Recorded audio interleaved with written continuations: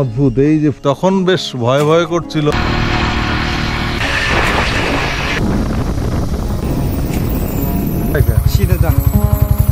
ধারণা ছিল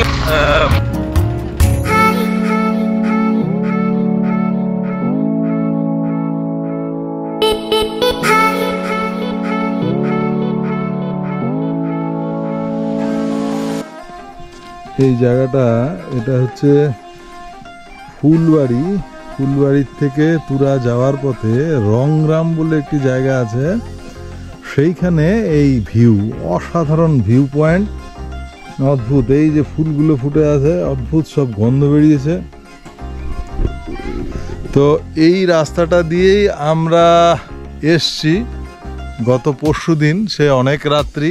তখন বেশ ভয় ভয় করছিল, কারণ পাহাড়ের রাস্তা, তখন লোকজন প্রায় ছিলই না বলতে গেলে চলে, একদমই ছিল না। এই যে পুরো এই রাস্তাটা দিয়ে আমরা গেছি, একদম শুনশান, একটাও লোক ছিল না।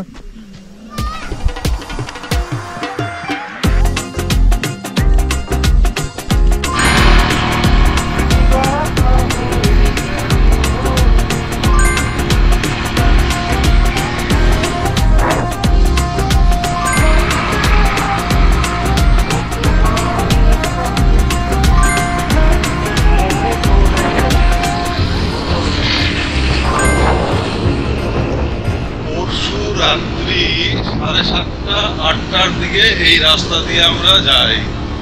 তখন এইখানে ছিল প্রায় মধ্যরাত্রির নিস্তব্ধতা, একটাও মানুষজন, কোনো বাইক, কোনো গাড়ি কিছু নেই। আর এই দুই দিকে হচ্ছে এই যে ফরেস্ট, এর মাঝখান দিয়ে সেই রাতে বাইক চালিয়ে যাওয়া জীবনে এইটা একটা অসাধারণ অভিজ্ঞতা ছিল। কারণ এর আগে জঙ্গলের মধ্যে বাইক চালানোর অভিজ্ঞতা ছিল, সেটা একদম যেটা পরিচিত রাস্তা, আমাদের লাটাগুড়ির ভেতর দিয়ে বা চিলাপাতার ভেতর দিয়ে একদম পরিচিত। এই রাস্তাটা একদমই অপরিচিত এবং এটাই ছিল প্রথম। বাইক চালানো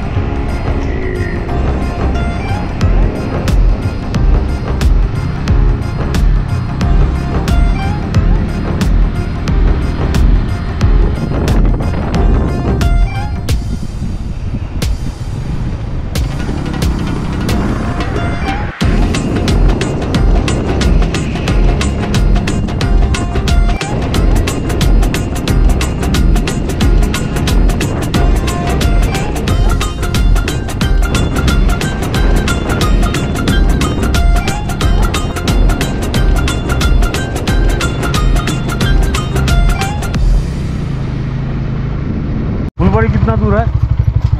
8 किलोमीटर हो। 8 किलोमीटर।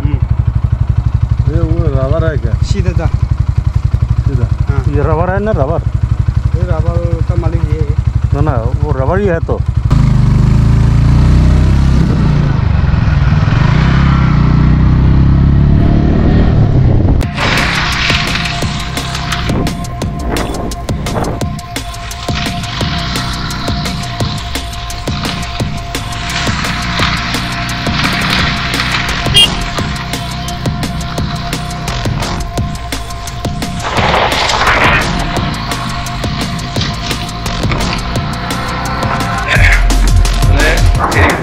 ব্রহ্মপুত্রের থেকে এই পাশে হচ্ছে ফুলবাড়ি অর্থাৎ মেঘালয়।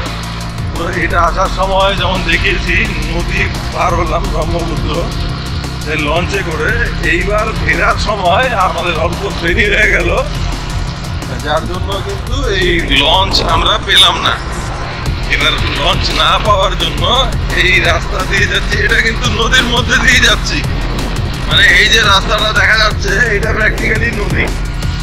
মানে ওই যে সেতুটা এখানে নির্মাণ হচ্ছে সেটা L&T কোম্পানি এটা তৈরি করছে।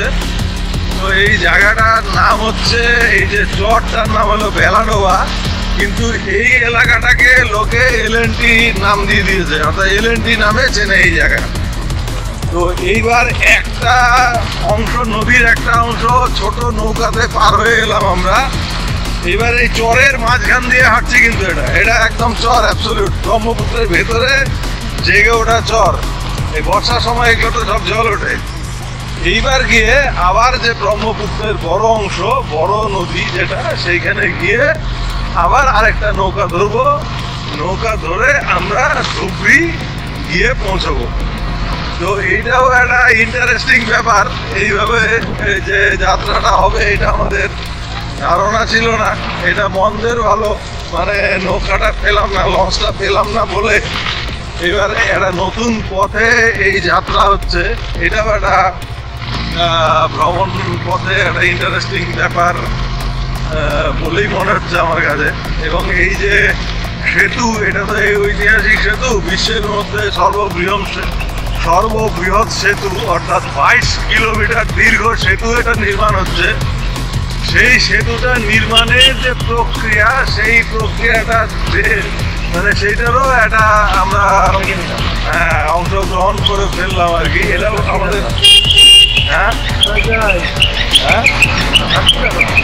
আমরাও সেটা সেই সেতু নির্মাণের যে অংশ, যে ইতিহাসের সাক্ষী আমরা হয়ে গেলাম। মানে এইটা কোনো প্ল্যান ছাড়াই, আনপ্ল্যান্ড হয়েতেই আমাদের এটাও একটা ভালো একটা অভিজ্ঞতা বটে।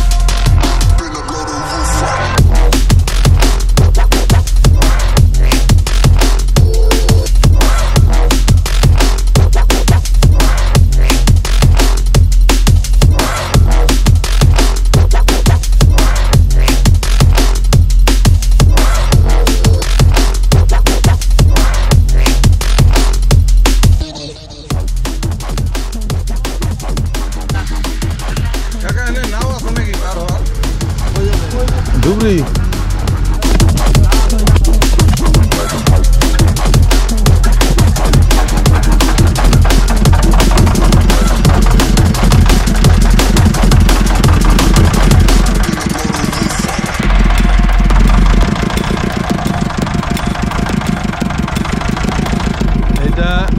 আজকে দ্বিতীয়বারের নৌকায় উঠলাম। এখানের ভাষায় এটাকে বলছে শ্যালো বলছে, তো জানি না শ্যালো কেন বলছে।